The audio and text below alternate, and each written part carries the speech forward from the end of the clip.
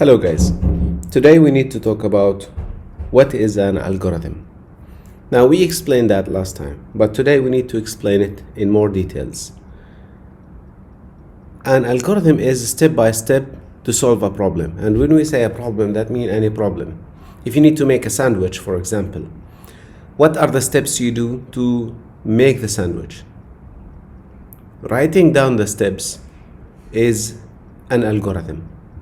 If you need to make a phone call, writing down the steps for the phone call so anyone can read those steps and do exactly the same like what you wrote, they will solve that problem. So the problem might be not a problem, might be a task. Okay? So algorithm is step by step to solve a problem. Now when we say algorithm, we have two types of algorithms. We have the pseudocode, which is the written algorithm, and we have the flowchart. What is the flowchart? Flowchart is the drawing representation of the algorithm. So when you draw the algorithm, that means it's a flowchart. If you write down the algorithm, it's pseudocode. Okay? Now, moving ahead, if you look over here, what is the example we have over here? Let's write the steps to make a phone call. We need to open the mobile, select the contact, call it. Once finished, we end the call. This is, we call it pseudocode because the steps are written. Now, when we represent the information as drawing, when we represent the algorithm as drawings, we use this. This is the design of the flowchart. The arrows in the first thing over here, it shows direction. Then we have the circle. It's not a circle actually. This shape is for start and end. The rectangle is for any process or calculation.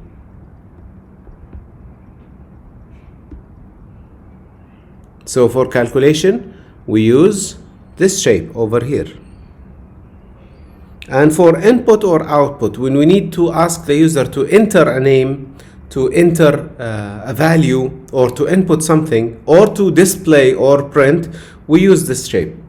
So again, if I need to start or finish, we use this at the beginning and at the end. So over here is the start, and over here we have the end. And in between we have, of course, those arrows that pointing to the next process. What is the next process? So for example, we need to enter a name. So we use this shape. We say enter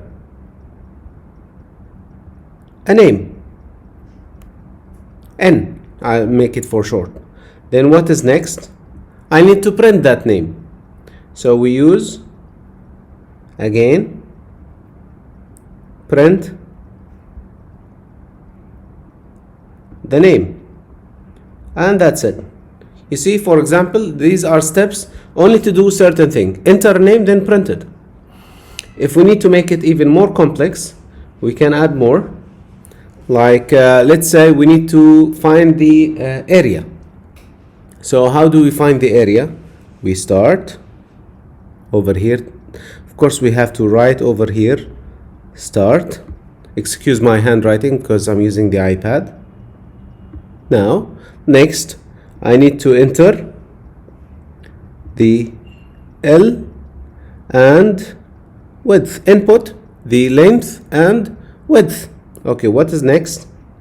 I need to do a calculation. So calculation should be in a rectangle. I will say area will equal to length times width. That's it. I need to print the result. Print area. And now finally we finish over here. Of course it should be down, and we say end. As simple as that.